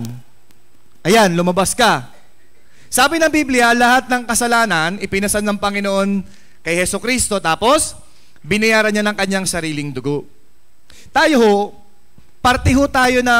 saklaw ho tayo ng panahon, ng oras. Kaya meron ka ng kahapon, meron ka na ngayon, meron ka sa hinaharap. Tama? Pwede ho nating pag-usapan yung kasalanan sa ganyang paraan. Mula pinanganak ka hanggang kahapon, ang tawag ho dyan ay kasalanan sa nakaraan. Past sin. Nung dumanak yung dugo ng Panginoong Hesukristo, yung kasalanan na yan, nabayaran niya o hindi? Nabayaran, okay. Ngayong araw, meron kang ginawang kasalanan. Nung dumanak yung dugo ng Panginoong Hesukristo, nabayaran niya ba yan o hindi? Okay, nabayaran. O ito ngayon yung tanong. Paano yung kasalanan mo mula bukas hanggang sa araw na mamamatay ka? Bayad ba yan o hindi? Talaga? Sigurado? Paano kung malaki? Paano kung sinadya? Talaga? Anong pinambayad? Yes po, dugo ng Panginoong Hesukristo. Mahalaga ho, malinaw ito sa inyo. Kasi yung iba, pag nakagawa na, sorry ho, Lord, sorry. Bakit yung mga tao, sorry ng sorry? Kasi hindi sila naniniwalang pinatawad ni Jesus yung kasalanan nila. Hindi nila alam, pinatawad na ng Diyos yung kasalanan nila. O, yung may utang doon sa tindahan nila, Aling Betty, magbabayad ka pa? Binayaran ko na. Magbabayad ka pa? Bayad ko ho. Sa sardinas, 20. Magbabayad ka pa? Hindi. O kinabukasan, gusto mo uli magbayad, magbabayad po ako. Ano sasabihin ng tindera? Bayad na, di ba? Ganon din yung Panginoong Hesukristo. Yung mga tao na ayaw maniwala na binayaran ni Jesus yung kanilang kasalanan, sasabihin sa kanila ni Jesus yun. Binayaran ko na, ba't di ka naniniwala? Paano kayo mga kababayan? Naniniwala ho ba kayo? Nabayad na lahat ng kasalanan nyo? Opo, hindi. Kaya nga ho, dahil sa bagay ho na yun, totoo ho. Okay? Ginawa ho ng Diyos na bayaran yung kasalanan ng lahat ng tao. Mula kay Adan hanggang sa pinakahuling-huling taong ipapanganak, lahat ng kasalanan nila ay bayad na. Ito ho yung tinatawag na walang hanggang katubusan. Yung iba ho kasi hindi naniniwala dito. Imposible yan. Hindi ko pa nga nagagawa tapos bayad na. Hindi nila naiintindihan. Hindi kasi sila naniniwala kay Jesus. Ang liit ng tingin nila kay Jesus. Yung dugo ni Jesus, banal hindi. Kaya, walang kasalanang hindi kayang patawarin yung Panginoong Hesukristo. Okay? Isa lang. Mamaya ipapaliwanag ko, ano yung huling kasalanan na hindi kayang patawarin ng Panginoong Hesukristo. Okay? Pero anyway, ang batas ng pagtubos nung una, sa lumang tipan, para yan sa mga Hudyo. Nag-aalay sila ng hayop, taon-taon ginagawa nila yan.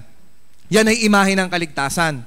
Pero pagdating sa bagong tipan, pagdating ng Panginoong Hesukristo, lahat ng tao ay tinubos ng Panginoong Hesus. Ang pinangbayad niya, yung kanyang dugo. Ilang beses siya namatay? Isa lang. Okay? At ang bisa nun ay walang hanggan. Mula pinanganak ka hanggang sa araw na mamamatay ka, yung kasalanan na yan ay tinubos ng Panginoong Hesukristo. Kasi kung hindi niya yan tinubos, pwede niya ba sabihin natupad na? Hindi. Kung hindi niya yan tinubos, babalik ba uli si Jesus para mamatay uli sa krus? Hindi ho. Kaya bago siya namatay sa krus, sabi niya, natupad na. Hindi niya sinabing medyo natupad na. Hindi. Kung ganun, may kailangan pa ba kayong problemahin sa kasalanan nyo? Meron na, meron pa, wala na. Yes. May dahilan pa ba para mapunta kayo ng impyerno? Meron, wala? Wala na po. Okay? Kaya sabi dito, Isaiah 43:25, Ako nga ang siyang pumapawi ng iyong mga pagsuway alang-alang sa akin. Hindi ko aalalahanin ang iyong mga kasalanan. Ang ganda unang sinabi ni Jesus. Yung mga kasalanan na yan, pinawi ko na yan. Kayo, maaaring maalala nyo yung kasalanan ninyo kahapon. Kung kanina may inaway ka, naalala mo pa yan. Pero nung ginawa ng Panginoong Hesukristo, yan yung mga kasalanan, anong sabi niya? Pinawi niya. Ang ibig sabihin ng pinawi, yan ho, pinawi niya yung mga kasalanan. May nakikita pa ba kayong kasalanan o wala? Wala. So, 99.9 lang ba yung tinubos ni Jesus? 100% o yan. Okay? Kaya sabi niya, hindi ko naaalalahanin yung mga kasalanan na yan. Ikaw maaalala mo. Pero sa Panginoong Jesucristo, hindi na niya yan inaalala. Okay? Naintindihan niyo ho ba? May kasalanan pa ba? Wala na. Ligtas na ba? Hindi pa. Talaga? Oh, kaya sabi niya, Isaiah 44:22, aking pinawi na parang ulap ang mga pagsuway mo. At ang iyong mga kasalanan na gaya ng ambon, ano daw dapat natin gawin? Ligtas na ho ba? Talaga?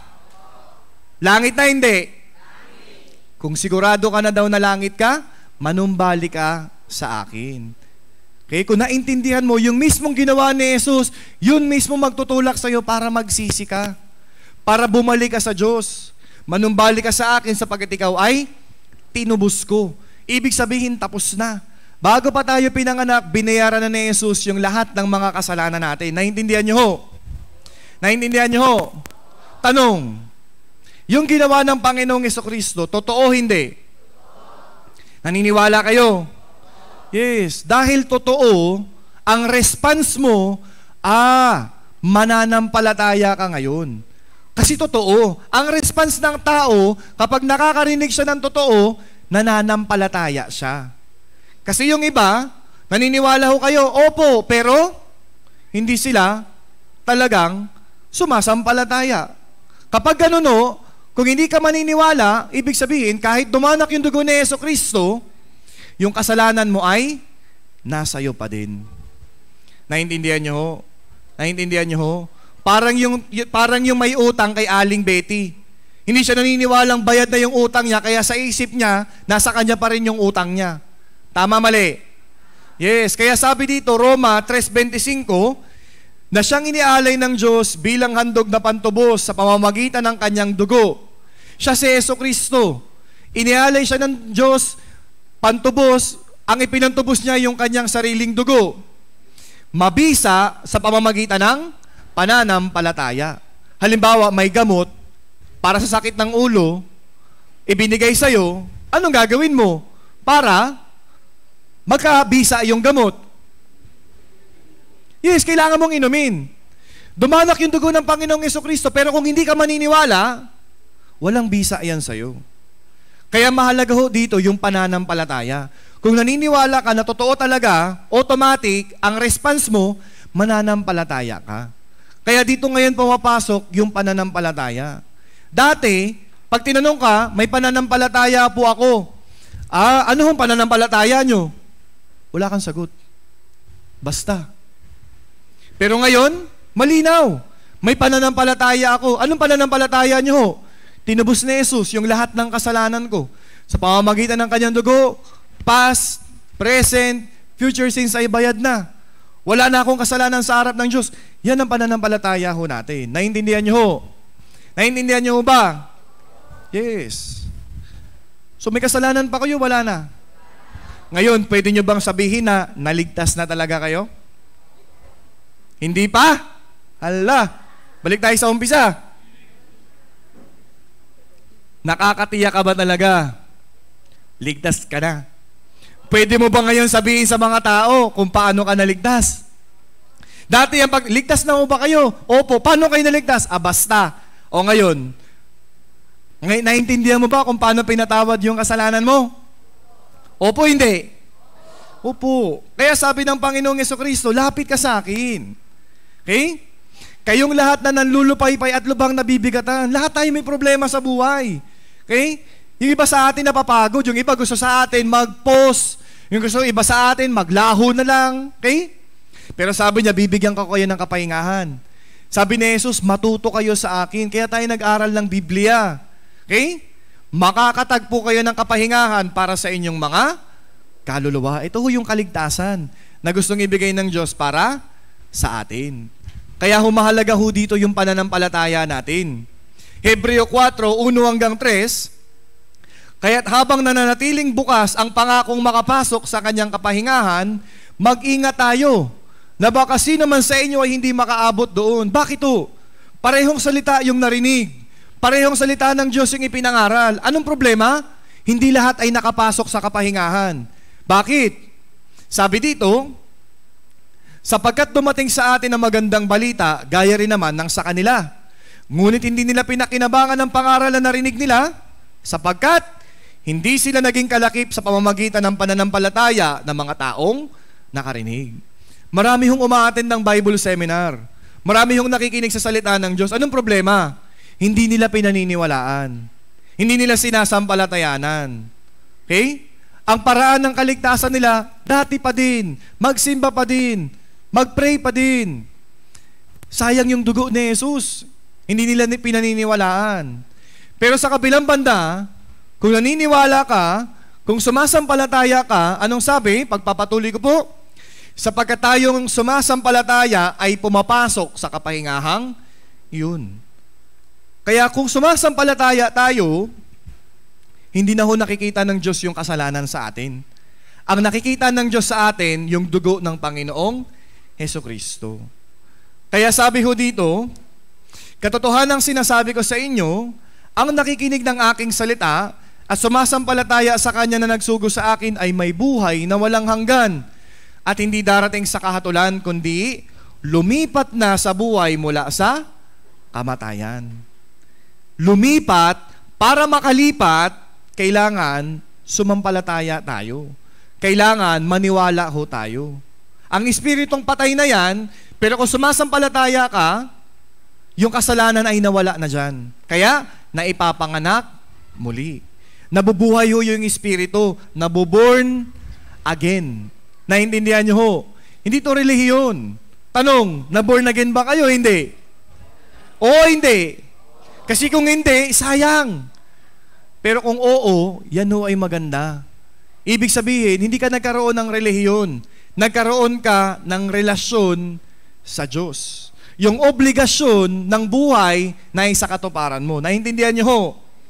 Kaya, ano ang kaligtasan? Kapatawaran ng kasalanan. Para mapatawad yung kasalanan, anong kailangan? Dugo. Kanino hong dugo yung dumanak? Yes, sa Panginoong Hesus. Para sa ating walang hanggang katubusan. Kaya hindi na natin kailangan mag-isip tungkol sa kasalanan. Hindi nyo na kailangan mag-isip tungkol sa impyerno. Hindi nyo na kailangan mag-isip tungkol sa kamatayan. Sa dami ng kasalanan, binayaran ni Jesus yung ating mga kasalanan, ginawa niya tayong matuwid. May pure gold ba dito? May pure gold ba sa bayan? O, pag bumili ka sa pure gold, bago ka lumabas, anong hinihingi? Resibo. Pag may resibo ka, mag-aalala ka ba? Hindi. Ganon din. Nung binayaran tayo ni Jesus, nag-iwan siya ng resibo. Nasaan yung resibo? Ito, ang kapal. Napakadaming resibo dito. Marami yung sulat sa Biblia na nagsasabi, bayad ka na. Naintindihan niyo ho? Bayad na ba kayo? Hindi pa? Bayad na. Langit, impyerno? Yes. Kaya ang tawag ho dito ay biyaya. Wala tayong ginawa, di ba? Umupo ka lang, nakinig ka lang. Tama ba? Tama ba? Yes. Kaya sa Efeso chapter 2 verse 8, sapagkat sa biyaya kayo'y naligtas sa pamamagitan ng pananampalataya at ito'y hindi sa pamamagitan ng inyong sarili. Ito'y kaloob ng Diyos.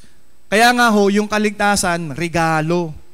Hindi mo yan nakita. Bakit? Sa iba ka nakatingin. Sa pera, sa ganito, sa ganyan. Pero nung nalaman mong makasalanan ka, hinanap mo yung kaligtasan. Anong gagawin ko para maligtas? Tinulungan ka ng Diyos para makita mo yung regalo. Ito pala yung regalo ng buhay na walang hanggan. Kaya ho yung kaligtasan, regalo yan mula sa Diyos. Okay? Meron ho akong regalo. Ito may regalo ako dito. Para ho maintindihan ninyo. Meron po ako ditong regalo. Sino may gusto?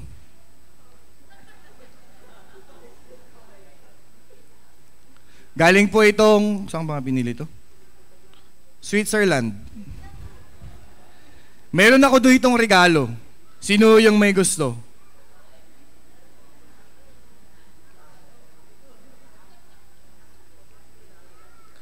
Meron po ako ditong regalo. Sino yung may gusto?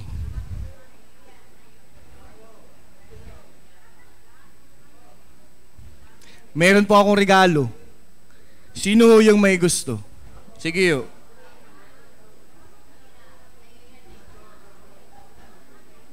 Sige yo. Sino yung may gusto?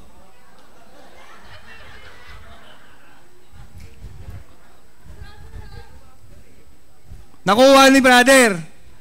Na kanina yung regalo? Nasa akin, nasa kanya. Sino nagmamayari? Siya. Ganun yung kaligtasan. Ano sabi nyo kanina? Sino ang gusto ng regalo? Sino may gusto? Sabi nyo, kunin mo. Yun yung mga tao sa panahon natin ngayon. Sino gusto pumunta ang langit? Taas kamay. Anong problema? Ayaw lumapit sa salita ng Diyos. Ayaw makinig. Nung nakinig kayo ngayon, nakuha nyo ba yung regalo? Nakuha nyo hindi? Nakuha. O hindi nyo nakuha yung regalo. Isa lang yun eh. Pero yung regalo ng Diyos, nakuha nyo hindi? Yes. Ang dami yung tao, gaya naman. Bumibelo pa eh. Pero, puro lang amba. Ayaw lumapit sa salita ng Diyos. Gusto nyo ba talaga nila pumunta lang? Opo, lagi ako nananalangin sa Diyos. Sana talaga, ganyan. Pero, hindi lumahakbang pasulong. Okay? Gaya ho nun. Para makukuha mo yung regalo sa pamamagitan ng pananampalataya mo. Okay? Ano lang, mayroon bang ginawa yung kumuha ng regalo? Wala. Ano lang sinabi niya sa akin? Bago siya umalis, sabi niya, thank you po. Tapos, upo na. Naintindihan niyo ho? Ganun lang ho.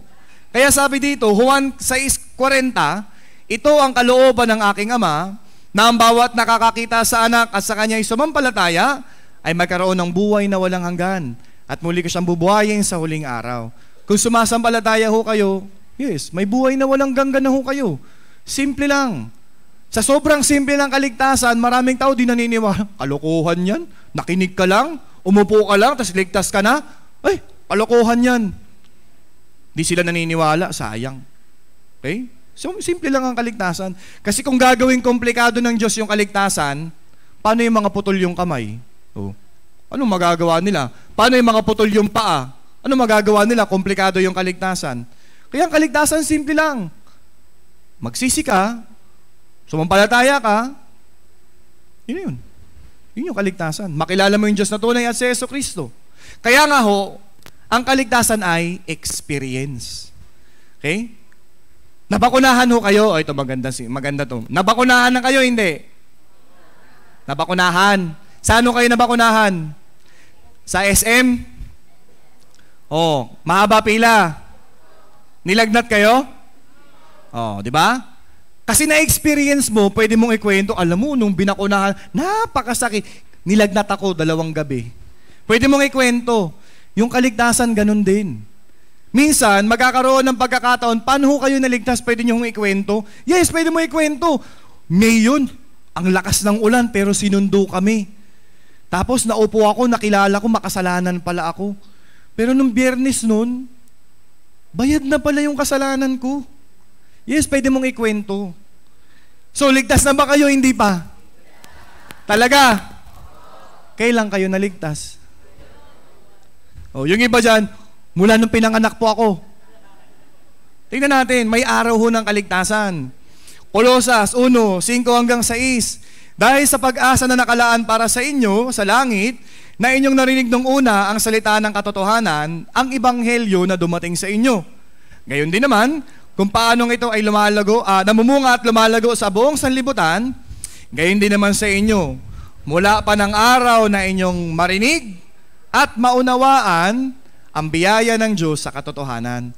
May araw ho na narinig ninyo yung ebanghelyo, naunawaan ninyo yung ebanghelyo. Para mas malinaw, 2,000 years ago, namatay po yung Panginoong Jesucristo para sa kasalanan ng sanlibutan. Bago pa ako ipinanganak, namatay si Jesus. Pero, sa kaso ko ho, narinig at naunawaan ko po ito, June 4, 2004. Bata po ako, high school po ako, narinig ko. Bayad na pala yung kasalanan ko, naligtas po ako. Ngayong araw na ito, alam nyo kung anong petsa ngayon? Hindi petsa di peligro, ha? Anong petsa? Oh, at 31. Kung ngayon mo naintindihan, ibig sabihin, ito yung araw ng iyong kaligtasan. Ibig sabihin ni Jesucristo, di ba? Ang ipinanganak ng laman ay laman. May birthday ka. Ang ipinanganak ng Espiritu ay Espiritu. Kung ngayong araw mo naintindihan yung kaligtasan, ito yung araw ng kapanganakan ng iyong Espiritu. Araw ng kaligtasan, araw na makakapunta ka na sa langit. Naintindihan niyo ho? Kailan kayo naligtas? Sana ho, umaasa ako. Sana ngayon, naintindihan mo yung kaligtasan na to. Hindi yung mula nung pinanganak po ako. Anong malay mo nun? Di ba? Anong malay mo nun? Alam mo lang nung umiyak. Nung araw na narinig mo, araw na naunawaan mo. Okay? Ngayon, ito na ngayon yung tanong. Okay, ligtas na. Anong kasunod? Doon sa mga iba, past, present, tsaka future sin, bayad na. So, ibig sabihin, pwede na akong magkasala. Kasi bayad na. Oh. So, sa palagay nyo, pwede na ba? Magtayo na tayo ng gang? Bayad naman na eh. Alam nyo yung iba yan ang katwiran nila. Ibig sabihin niya, pwede nang gumawa ng kasalanan, pwede nang maganto, pwede nang magnakaw, pwede ganyan. Alam nyo yung mga tao nag-iisip nun, palagi nyo naintindihan nila yung hirap ni Jesus sa krus? Naintindihan kaya nila yung paghihirap ni Jesus? Hindi po. Okay? Sabi nila, pwede na bang magkasala kasi tubos na? Anong sabi ni Pablo? Roma 6:1 hanggang 2. Ano nga ang ating sasabihin? Magpapatuloy ba tayo sa pagkakasala upang ang biyaya ay sumagana? Huwag nawang mangyari. Tayo mga namatay na sa pagkakasala, paano nga tayo mabubuhay pa roon? Tao lang po tayo, ha? Magkakasala ho kayo uli bukas. Okay? Hindi pa kayo anghel. Baka inisip nyo, pag-isip nyo, kinabukasan, anghel na kayo. Hindi. Makasalanan pa rin tayo. Sa harap ng Diyos, tubos ka na. Pero sa harap ng nanay mo, ng mga kapitbahay mo, kung chismosa ka pa rin. Okay? Kung mahilig kang magmumura ka pa rin. Makasalanan tayo eh. Okay? Pero, although nakakagawa ka ng kasalanan, pero, hindi ka na ngayon masaya. Okay? Bakit? Kasi, sa puso mo may magpapaalala, tinubos ka ni Jesus. Hindi mo na dapat ginagawa yung bagay na yan. Yung mga magiinom pa rin kayo. Yung mga magtotong-it pa din kayo. Ano bang usong sugal dito sa inyo? Sabong? Wala atang sabong dito eh. Oh. Magsusugal ka, magbibisyo ka. Pero, hindi na gaya ng dati. Okay? Ngayon, naligtas ka talaga. Anong pagkatapos niyan? Kailangan mong mabuhay ayon sa kalooban ng Diyos.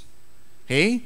Kung nagsisi ka talaga, iisipin mo ngayon, paano ako ngayon mamumuhay ng ayon sa kalooban ng Diyos.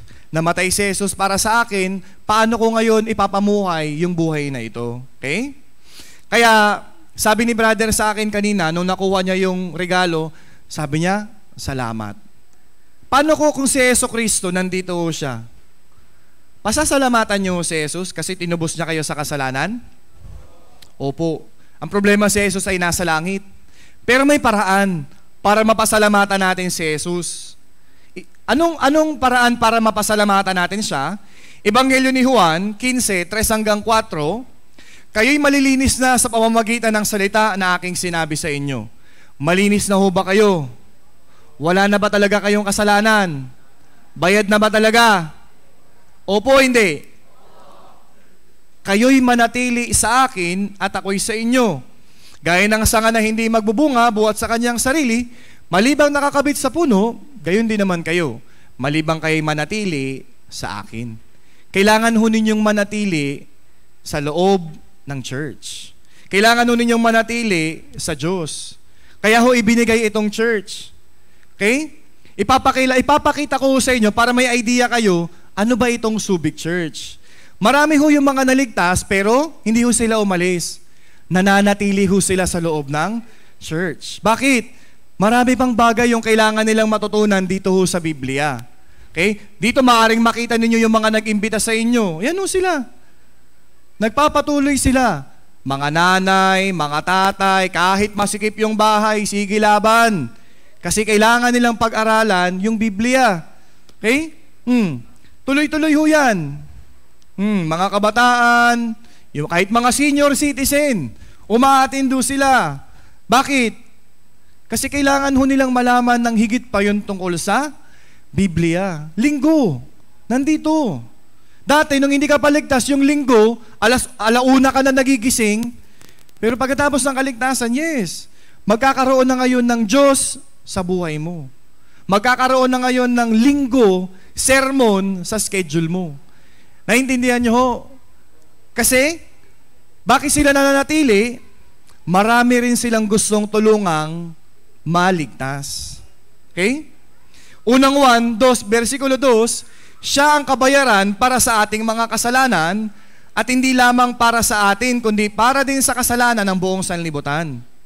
Yung iba dito, yung nanay mo, yung tatay mo, yung kapatid mo, kaibigan mo, hindi sila nakapag-Bible seminar. Tama. Pero yung kasalanan nila, bayad na ba ni Jesus o hindi?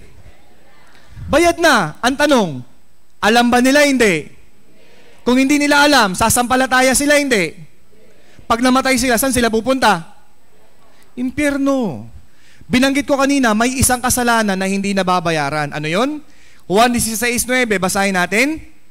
Tungkol sa kasalanan, sapagkat hindi sila sumasampalataya sa akin. Namatay si Jesus. Pero kung may taong hindi sasampalataya, kahit si Jesus, wala siyang magagawa. Namatay na ako para sa'yo, di ka sumampalataya, wala akong magagawa. Kayo ho, yung mga mahal ninyo sa buhay, pwede ho silang maligtas. Bakit? Alam ninyo kung ano yung kaligtasan. Pwede ninyo silang tulungan. Tanungin ko muna kayo, payag ba kayo yung mahal nyo sa buhay pupuntang impyerno? Lagi akong pinapagalitan nun eh. Mapunta siya sa impyerno. Ganun na lang? Hindi. Yung asawa nyo, hindi nakapag-Bible seminar. Mahal nyo ba talaga yung asawa nyo? Ay, walang sagot? Mahal, hindi. Kahit yung mga bata sumagot na. Mahal! So, papayagan ninyo sila, mapunta na lang impyerno? Hindi. Kaya ho, kailangan ninyo silang tulungan. Mga kababayan, nagmamadali tayo. Babalik na si Jesus. Kung mag-aaksaya kayo ng panahon, kung ligtas ka talaga, sige, pupunta ka ng langit. Pero anong mangyayari sa mga mahal mo sa buhay? Nagsisisigaw sila doon sa impyerno. Kasi, di mo sila tinulungan. Kaya ang mungkahin ng Biblia, 2 Timoteo 3:14, subalit manatili ka sa mga bagay na iyong natutunan at matatag na pinaniniwalaan. Yamang nalalaman mo kung kanino ka natuto. Natuto kayo hindi sa tao. Natuto kayo sa Biblia. Manatili ho kayo sa aral ng Biblia. Sir, paano yun? May church ho kami. May pinupuntahan ho kami pag linggo. Tatapatin ko kayo. Maraming taong gumagamit ng Biblia. Anong problema? Hindi nila alam kung paano ipapaliwanag. Bibigyan ko kayo ng halimbawa. Ito, napakasimple. Saan na ba yung mouse? Ayaw na tuloy gumana. O, bibigyan ko kayo ng halimbawa. Napakasimple. O, tingnan niyo po yung video clip. G O O O G L E Gulo DAN GER OUS Dangers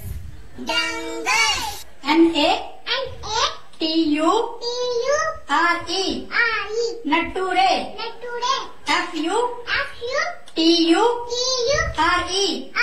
FUTURE Future Nature Future. Oh, di ba? Bakit kayo natatawa?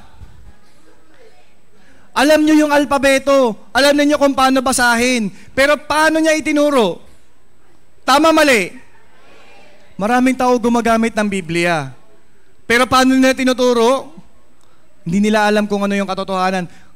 Kung yung pinanggalingan ninyong simbahan, ito yung totoo, kung pinanggalingan ninyo, alam nila yung Biblia, ang unang ituturo sa inyo, kaligtasan. Pero kung pagkatapos dito, naintindihan mo, balik ka lang doon sa kabila, anong matututunan mo? Nature? Future? Dangars? Gulo-gulo ang usak mo niyan pag ganyan. Naintindihan nyo? manatili ho kayo dito sa katotohanan. Naintindihan niyo ho? Kaya, summary, ano ang kaligtasan? Kapatawaran ng mga kasalanan. Napatawad ho ba ang kasalanan? Paano napatawad ang kasalanan? Sa pamamagitan ng pagdanak ng dugo. Kaninong dugo ang dumanak? Yes, sa pamamagitan ng dugo ng Panginoong Jesucristo. Ito ho yung schedule ng Subic Church. Linggo, alas 9:30 ho ng umaga, yung pong sermon. Every Wednesday, meron ho silang sermon ng 6:30 para ho sa mga kabataan, para matuto tayo mamuhay, kung paano yung tamang buhay Kristiyano bilang kabataan. Sabado ho, alas 3 ho ng hapon. Okay? Kaya sana ho, magkita-kita ho tayo dito. Okay? Magkita-kita pala kayo dito. Okay? Ako ho, taga-Imus ho ako, umaasaw ako, pag bumisita ho ako ng Subic, sana ho ay makita ko ho kayo. Okay? Isang video clip na lang ho, tapos na ho tayo. Ito ho ay video clip para maintindihan ano yung nilalaman ng Biblia at bakit ko kailangang malaman ng husto yung tungkol sa Biblia. Panoorin ho natin to, tapos na ho tayo.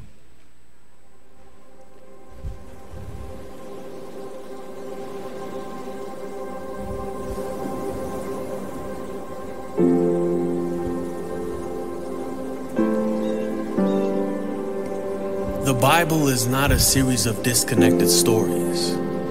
It is a single narrative in which every story, every character points beyond itself to one who is greater. The story of Adam and Eve is not just about the first man and woman.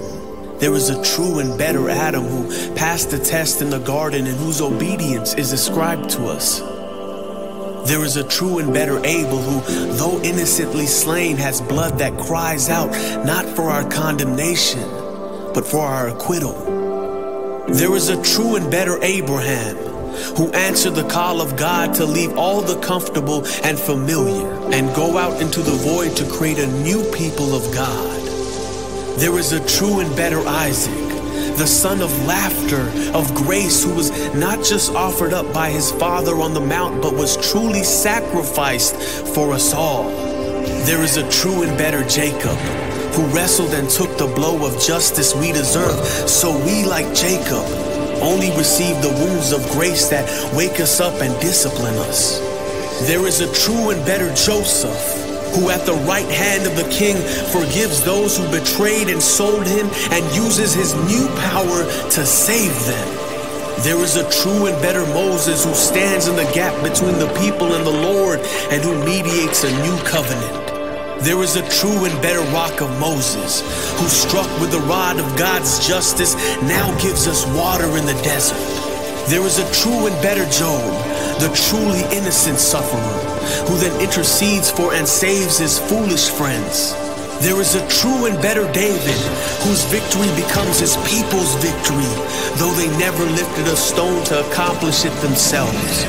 There is a true and better Esther, who didn't just risk losing an earthly palace, but lost the ultimate heavenly one, who didn't just risk his life, but gave his life to save his people. There is a true and better Jonah, who was cast out into the storm so that we could be brought in. There is a true and better Passover lamb, innocent, perfect, helpless, slain so the angel of death will pass over us. He's the true temple, the true prophet, the true priest, the true king, the true sacrifice, the true lamb, the true light, and the true bread. The Bible is not a series of disconnected stories. It is a single narrative that points to one person, Jesus.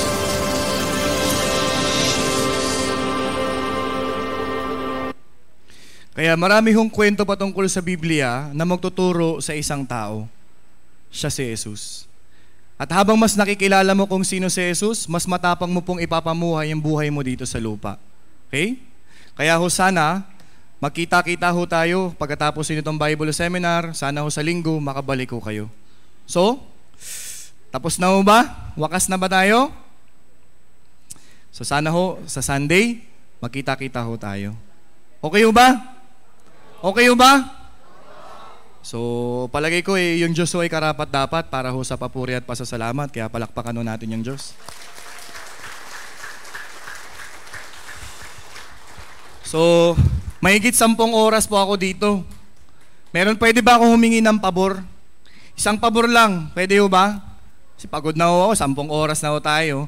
Ito ho, isang tanong lang. Pero ang sasagot ho nito, yung puso ho ninyo. Okay? Wala ho madugas, yuko lang ho, tapos pikit ho tayong lahat. Wala ho madugas ha? No, yuko lang, pikit.